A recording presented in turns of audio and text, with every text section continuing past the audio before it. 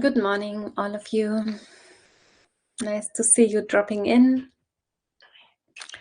exchanging inner and outer weather in the chat.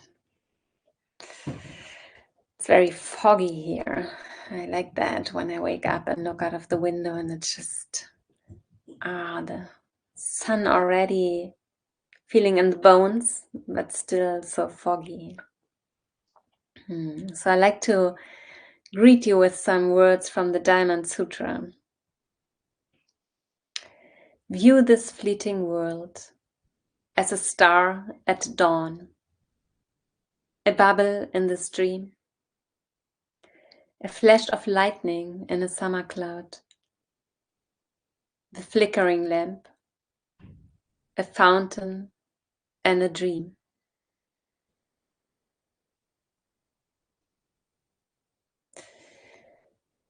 So before we go into the topic of this week, bringing death into life, I just briefly introduce myself again in case there are some of you here who haven't been here before, who haven't met me before.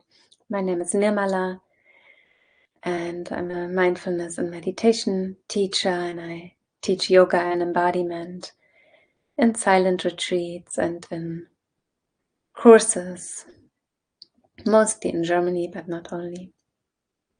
Yeah, and I'm living in the north of Germany. So the topic of this week is so simple. It's just bringing death into life, just meaning bringing our awareness there where we usually more look away, maybe, since there is this collective denial about the reality of death and culturally denying. It's kind of a bit that we make death into an enemy. I don't know if you have heard people saying when somebody dies, oh, this person has fallen asleep. And there are many words like this where we use words for death, which just talks around it. There seems to be something in the brain which keeps us from thinking about our own death. It's kind of that we think that death is only happening to others. So we are here to really make friends with death. And if you learn to face death, it's really a gift for dying people and to our family and to our friends. It's really such a gift not to freak out with this issue, because we will all need it. If we really understand there's nothing wrong with this, then we can even welcome death. Yesterday I was talking about regrets dying people have at the end of their life. So regret is one of the most common things to face at the end of our life. And this practice, like bringing awareness there now, following the Noble Eightfold Path, there's a chance that we have less regrets at the end of our life. And it's really a request to see the goodness in yourself, that you're here, that you're attending these teachings, that you're really doing your best. What we do here is a reorientation of the mind toward a deeper understanding of life, of impermanence. I like to read you a poem. Guess who? Mary Oliver again. I love her. And maybe you have heard it again, and I'm sure if you followed this week, the teachings of this week so far, that you can hear it with new words and anyway, or with new ears.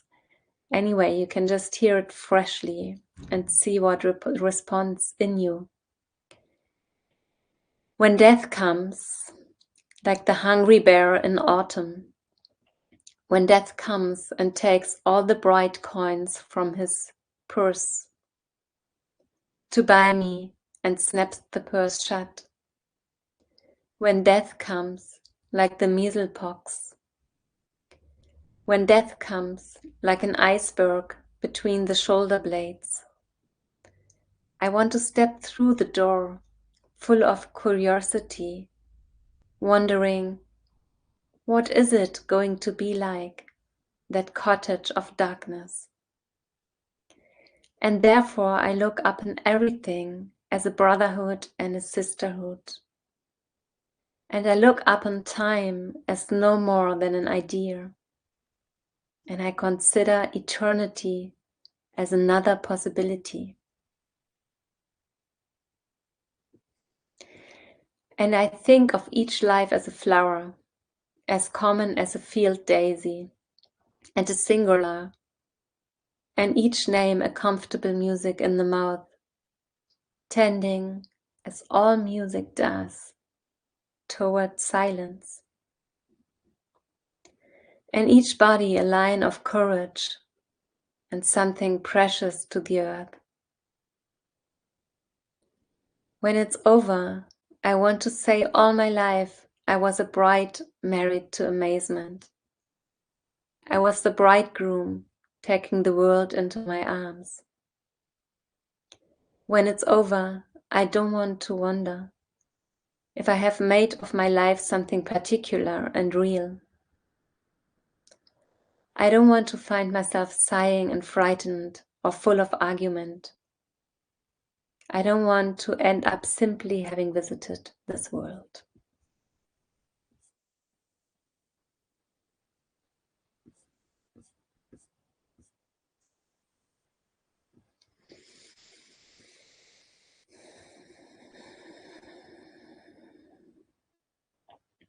So as usual, you're really invited to feel what responds in you, what lands for you, and feel so free to always just leave aside what doesn't fit. In the Satipatthana Sutra, which is one of the more common sutras in Theravada Buddhism, the Buddha mentions 4 foundations of mindfulness, and the first one is the mindfulness of the body, and he names 6 different techniques there. And the first 3 techniques are about being with our experience from within. It's about breathing, being aware of breathing, of the postures, the body in different daily activities. And the last 3, they help us to develop a wiser relationship to our bodies. So from the last 3, the first one is contemplating 32 different parts of the body, seeing the body as it is. And it's not meant to be a complete distribution of the body. It starts with bones, solid stuff, and then it comes more to the soft parts, to the tissue, and to the liquids, fluids. And we did a meditation around this contemplation on the first day of this week on Monday. And then he recommends contemplating the body in relation to the elements. And I think we did that on the second day here. And I like to read you one line from this. Furthermore, just as a skilled butcher or his apprentice, having killed a cow, would sit at a crossroads cutting it up into pieces, the monk contemplates this very body, however it stands, however it is disposed, in terms of properties. In this body, there's the earth property, the liquid property, the fire property, and the wind property. So the Buddha, he has been quite direct with words, right? Like talking about a butcher having killed a cow and cutting it up into pieces. And he gets even more direct when it comes to the sixth technique of this mindfulness of the body. And it's contemplating the body as a corpse. It's called the charnel ground meditation, and I don't think it's taught so often. It lists 9 different contemplations on a corpse at different stages of decay. And it's not quite clear in the sutra whether one is to look at an actual corpse or one is to imagine a corpse. But for sure, like in Asia, in the recent time, like past and already long ago, monks have been sitting around corpses and meditating around a corpse, and sometimes it even still happens that they bring a corpse into the monastery. And this is a meditation which really can create fear, and fear is something we often deny. And when we learn to bring death more into our life, then we will learn also to be with this fear. Because otherwise it has a really unconscious impact on us and moves us in all different kind of directions to not feel that fear. So, and I don't think I can do the channel ground meditation here in the morning. I just have the sense it's not a good idea. I would really prefer to do it with people in the room together, because it's really going into detail how a body looks like when it's decaying. So I wish I would have find the time to record it and put you the recording here, but I haven't found the time. So I still want to do that, and I will put a recording on my website and also on my YouTube channel, and maybe somehow it can also land here. So if you want to do that, if you feel like stable enough, comfortable with that, you can do it at home. I read you one line from this channel ground meditation. Furthermore, as if he were to see a corpse cast away in a charnel ground, 1 day, 2 days, 3 days, dead, bloated, livid, and festering. He applies it to this very body. This body too. Such is its nature. Such is its future. Such its unavoidable fate.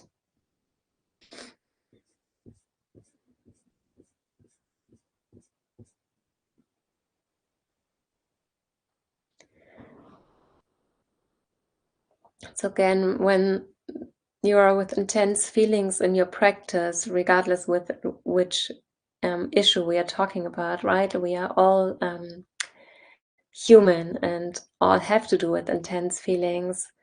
There is, like, we have so many different tools to work with that, to be with it in our meditation. And I really like to emphasize to look into what is your deepest longing there. Whenever something feels overwhelming or intense in the meditation, you can ask yourself, what is my deepest longing? And then connect to that. And sometimes it's hard to do it like on a single person meditation sitting on your cushion, but do it with a listening meditation, like you have somebody in front of you and this person is just holding space for you, and you can really explore and go as close as you dare to that what feels anxious or tight in the body. Just really kind of play with that, with your awareness, like bring it in the center of the tension and around.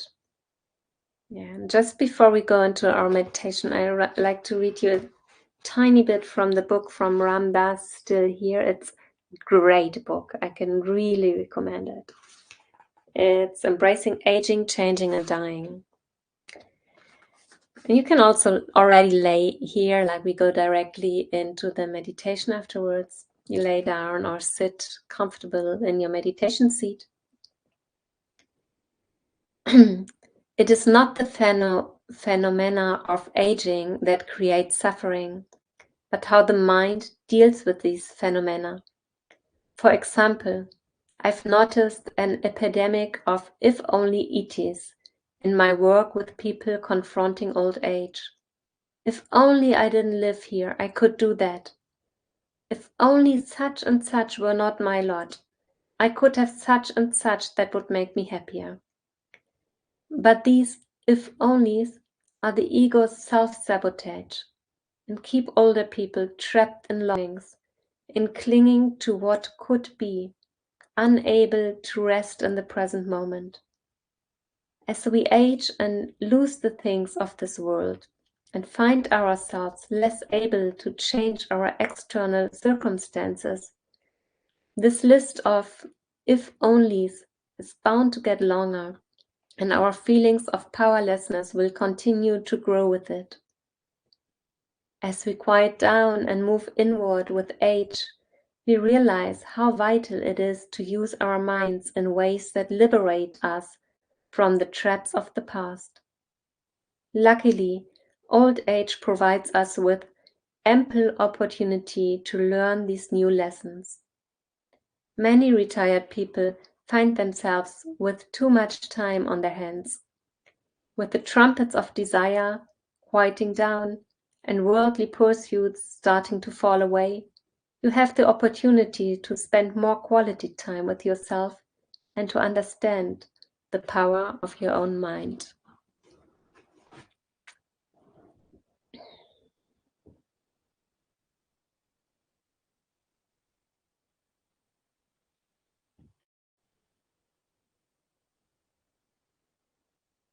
Sitting, laying, standing, or walking. Maybe at the beginning of the meditation, taking a few deep breaths.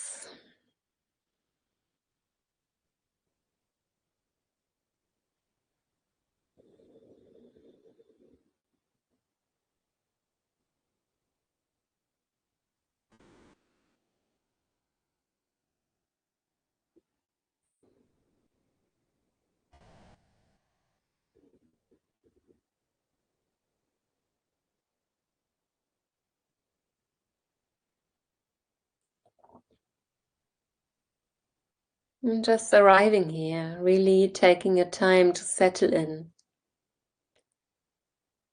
rather than thinking how you should lay or sit or stand or walk. Just really feel into the body what it's appropriate now to do.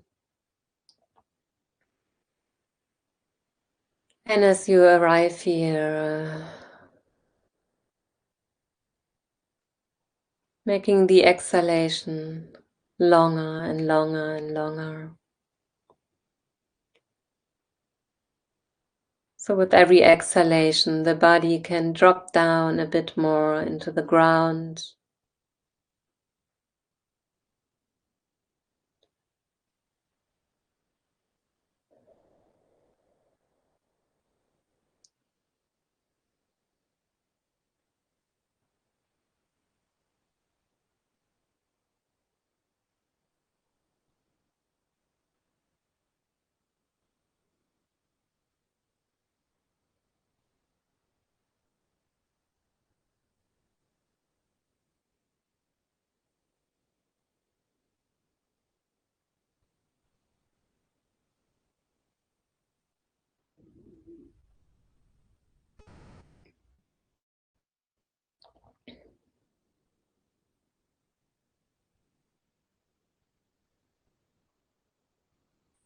And just sensing which parts of the body can you maybe even drop down a bit more.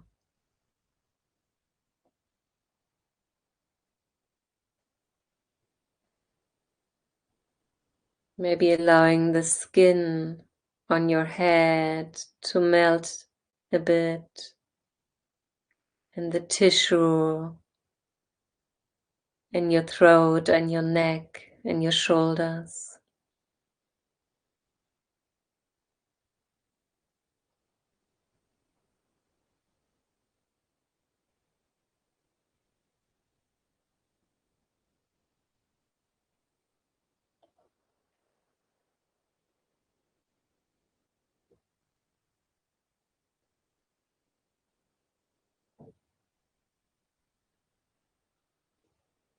Maybe there's tension in the lower back or in the pelvis, which you could let go a little bit.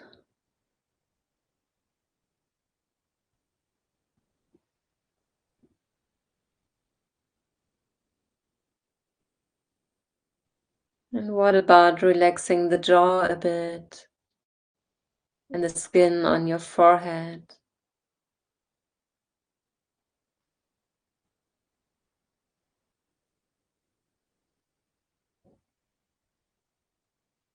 Just really allowing your body just to be here as it is, without having to be in any way any different. Just like this, so simple.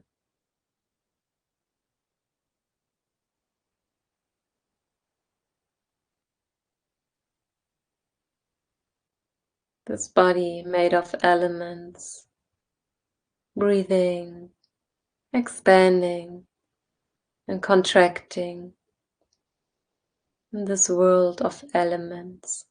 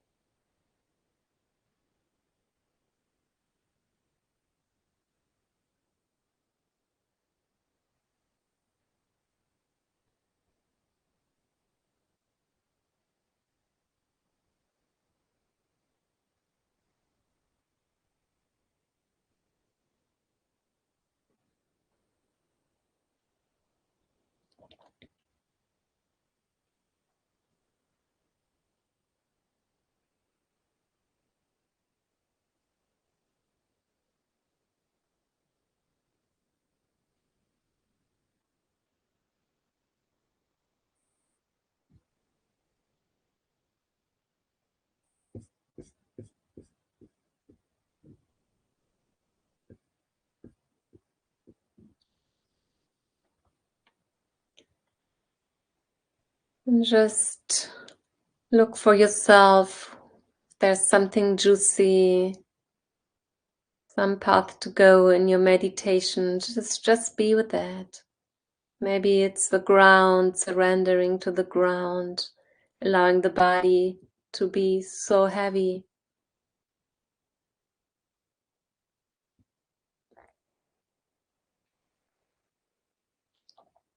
Maybe it's the breath, feeling the whole body breathing on the body of the earth.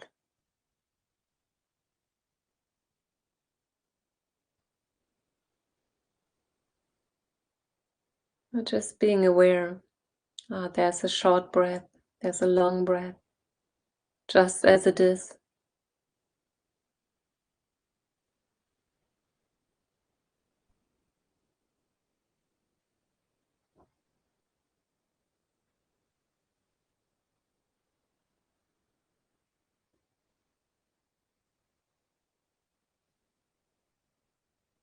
Maybe if your system is very agitated, placing a hand on your body,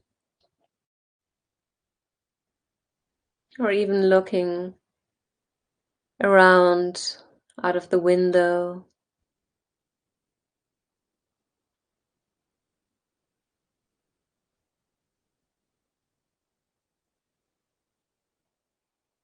While staying here.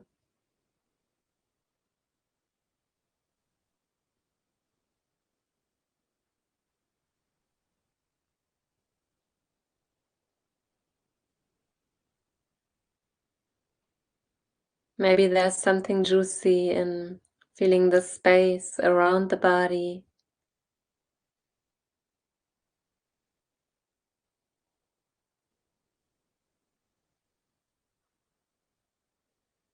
Or even allowing the body to become more wide, open, spacious, vast. It's expanding into the space beyond the earth.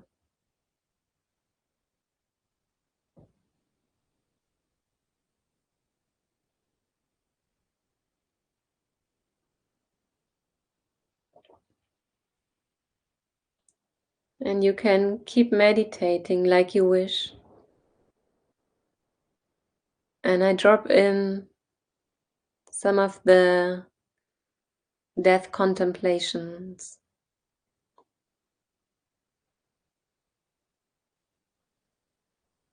And you just see, like if you go with that, if you'd like to contemplate around that, or just create space for whatever is arising in you. Being gentle, being kind with yourself. So this is from the 9 contemplations of death, an old Tibetan tradition. And first is to be aware of the inevitability of death.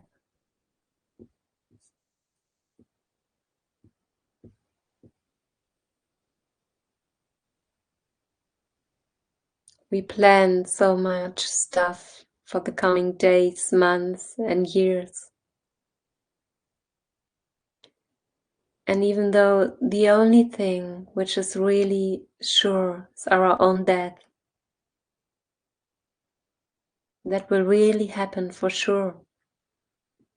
Usually we don't plan it and we don't think about it.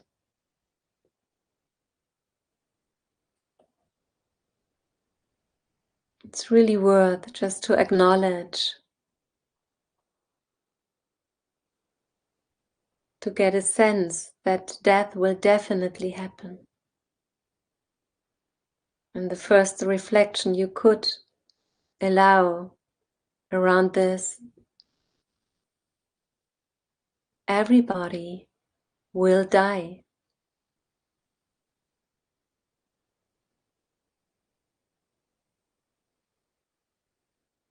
You could think about people of the past, maybe really famous people, kings, musicians,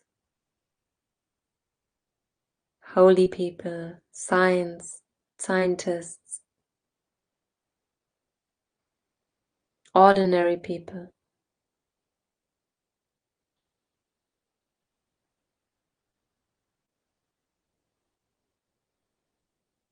Artists, authors. Can you think about anybody who was born on this earth and didn't die or will not die?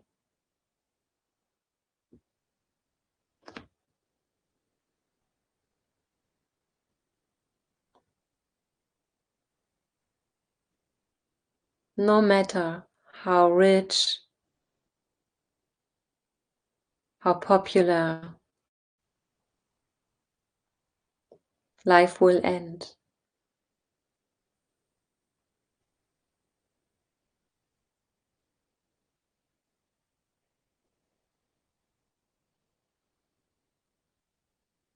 Nobody ever found out how to cure death, and nobody ever will.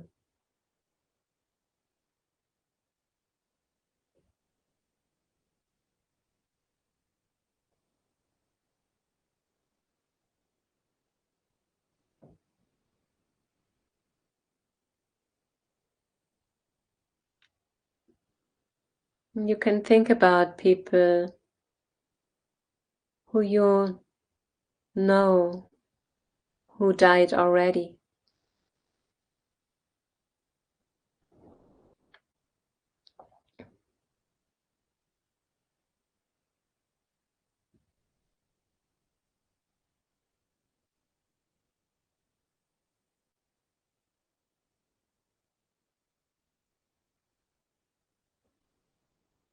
And you can think about the people you know who are living right now.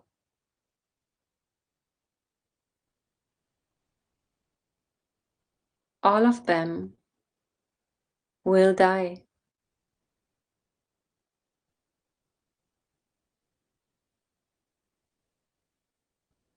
There are so many people on this planet.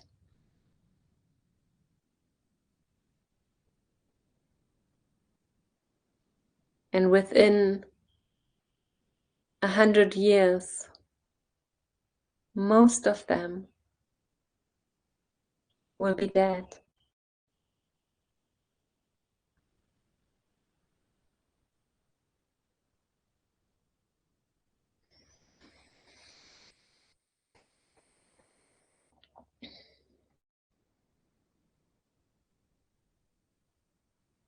And you also will be dead.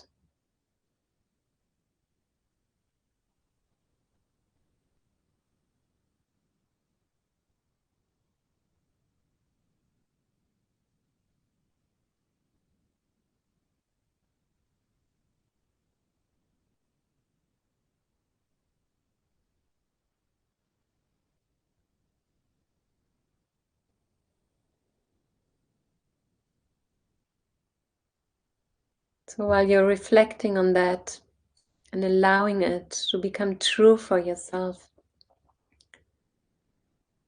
still sensing the ground below, the space around your breath.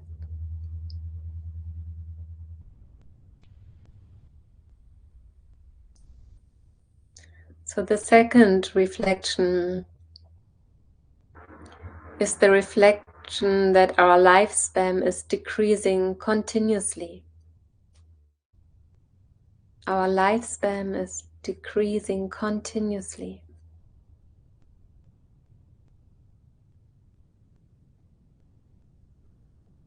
Life and time are moving, like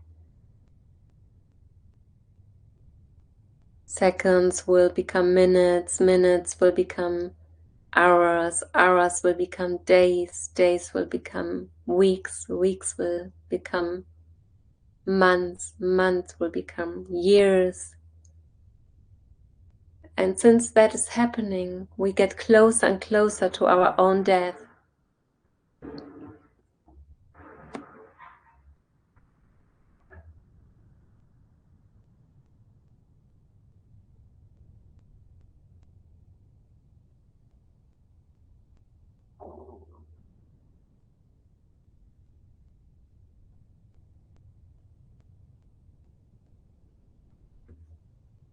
You can imagine like a sand clock where the sand is running from up to down through the glass.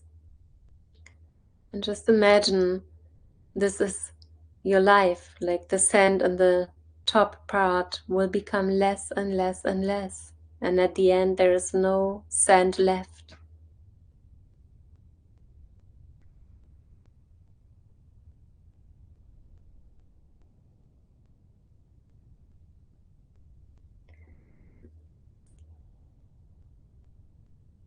And the third reflection is to reflect on that the time we have for spiritual practice is little.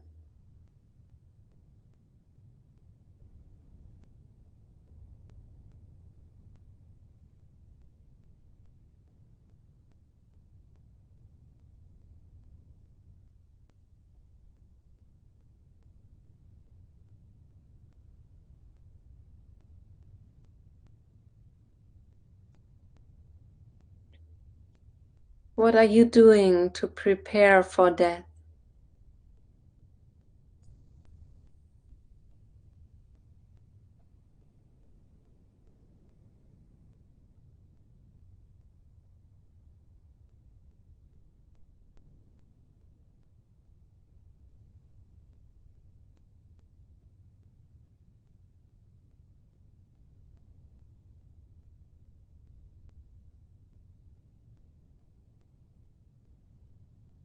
How much time do you spend with what is really useful?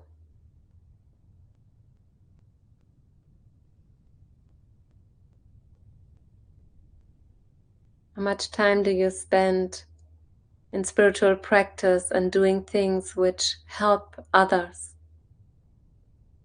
or meditate?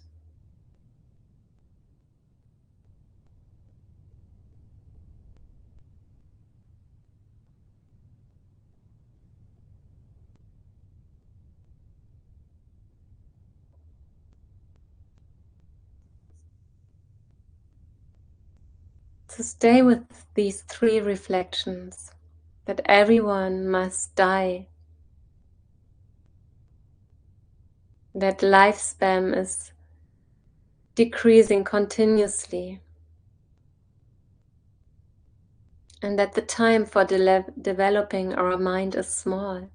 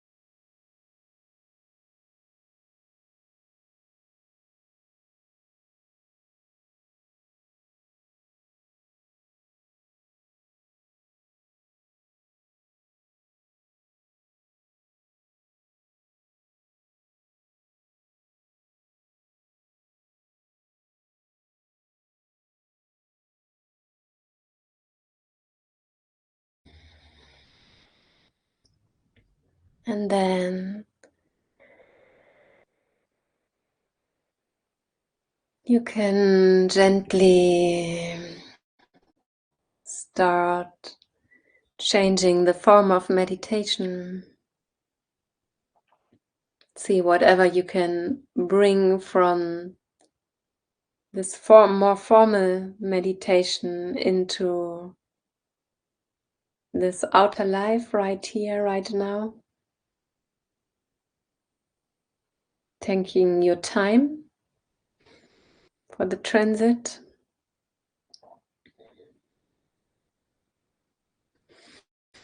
And stretching.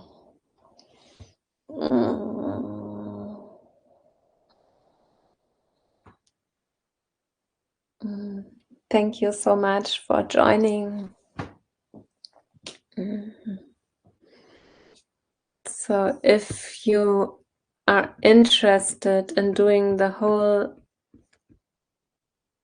9 contemplations of death, I don't know exactly where you can find them, but I think there is a book. I write them all here. Those are the 9 ones. You could copy that if you want. And there's a book by what's his name? Here I have written down the title. I haven't read this book, but it seems that it has offers the death awareness practices. I write this book down. It's from Larry Rosenberg.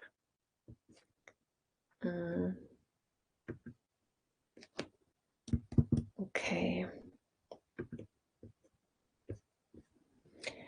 The book's Living in the Light of Death, yeah. Because I would need a whole week to do this contemplation with you fully. But it's really worth addressing towards it. Yeah. I copy the Dana link here. If you want to pay Dana, you are most welcome to do so. And you are so welcome to listen to these teachings and practicing with us if you can't afford anything. And I do the practice in my life when I'm asked for something to give financially. I do give. It becomes challenging if I go to a city, to the train station, but I keep to it. I had a friend in Sri Lanka where I lived several years. His name is Rick Patterson. Maybe any one of you knows him. I don't know. He's living in Tiruvannamalai now. He lived 10 years in Nilambe Meditation Center. And when we went into the city, we were just busy caring for others. He was just walking from one begging person to the next one, bringing them to hospital, bringing them to see to the doctor, checking if they needed shoes or food and giving money to them. It was like, wow, for me, such an inspiration. So share if you can. And it also supports this platform really running. If we don't put together what we can here, we can't have this beautiful platform. Yeah, so thank you so much and feel so free to be here in any way. So there's a question from Cass. It's question time. So you can put your questions in the type message board, put question in capital letters so I can see it more easily. Cass, you're saying, found myself getting angry. Did I miss anything? At the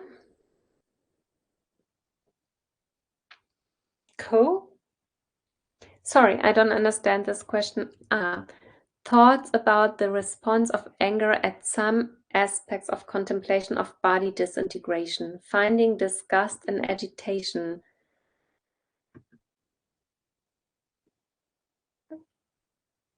What are your thoughts on this? My response was to quiet and explore. Thoughts about the response of anger at some aspects of contemplation of body disintegration, finding disgust and agitation. Well, thank you for sharing that. I don't think there's anything wrong with this. Just Okay, that's what there is. Disgust, agitation, anger, like is with like all these strong, intense feelings. Like, how does that feel in your body? You can just turn towards that. If you stay with it, it will disappear at some time. It will change. It will move. Sometimes things are really, really stiff. If they come back again and again and again, it's worth to explore more wide. Like as somebody mentioned, also like the inside dialogue could be like a good strategy for that. Like having someone there to, can't see my arms, hold space, to really hold space for you to be present with whatever is.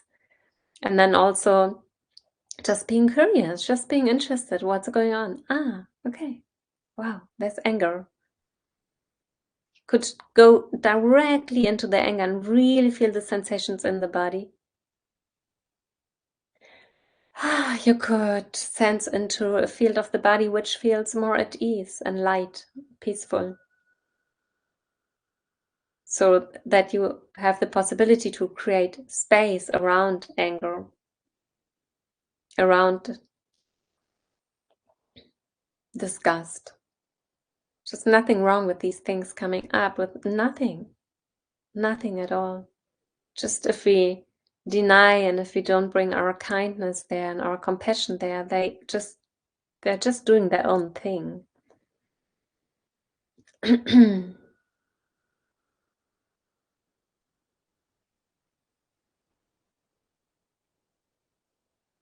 And you said your response was to quiet and explore. Don't know what you mean by quiet, but you know, if quiet is creating space around and to see where you have an anchor, yes, and explore, yes. If quiet means to push away, which I don't think you meant, Cass, then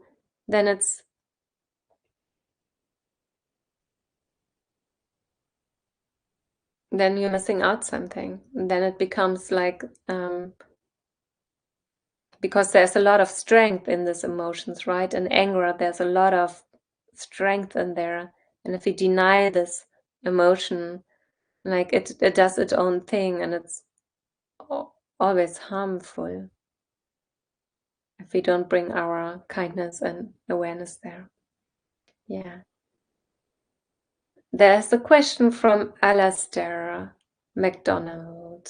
Thank you, Alastair. I think that's your first name. Why fear regret? Yes. Why fear regret?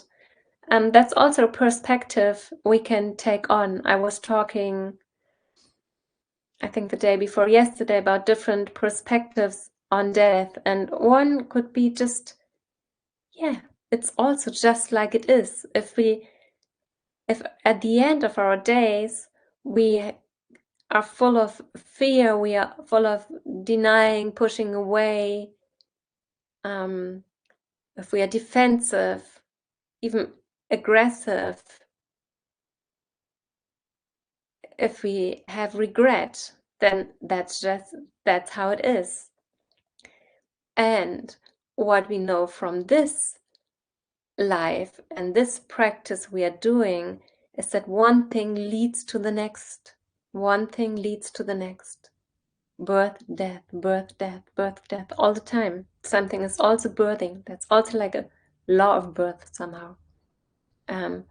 So your actions have an impact on your future. If it's just the action of acting out anger, it has the impact of how you sleep in the night. And also very simple, like what we eat, what we say, what we talk about, how we listen, has an impact on our inner harmony. So if this is true for our life, what does it mean at the end of our life? I don't know. I don't think anybody really knows. It's not important at all if there is rebirth, if there's a life after this body dies. And it's important if you want to and we all want, to live like a peaceful life, to have a heart full of love and compassion, to address the things which create pain to yourself and to others. Yeah, but it's a great question. Why fear regret? Yeah, so if regret is there now, be kind with it. Be gentle with it. Nothing wrong. It's just human. We are so human.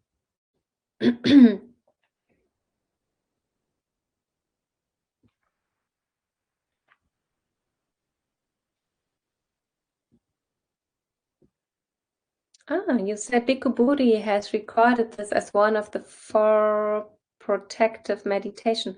He has recorded the 9 contemplations of death? That would be wonderful. Yeah, so the book title is Still Here from Ramdas. That's another reflection from Wolfgang. Resurrection, relief, or both, or neither. Anger arises from grasping and clinging. It's also phenomenal and subject to impermanence. Yeah. Like all this regret, anger, disgust. It's all just, if we move towards the changing, the becoming really on a micro level aware of changing, then we can also feel more comfortable and at ease on the bigger level of changing, like death. It's all coming and going. And this practice here, and looking also into what is dying from moment to moment, and is there something which isn't dying? And I want to go closer to that tomorrow, to the deathless. What is there to cling to? If we look really close, what is there left to cling to?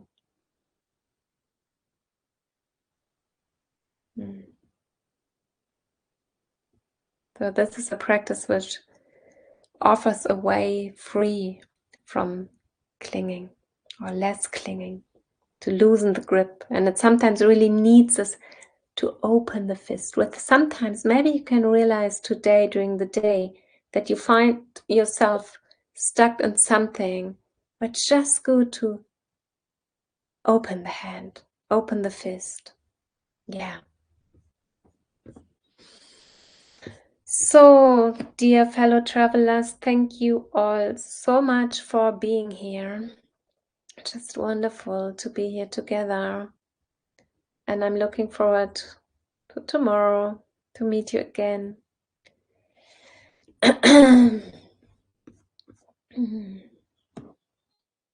May we all understand death as a great gift for a wise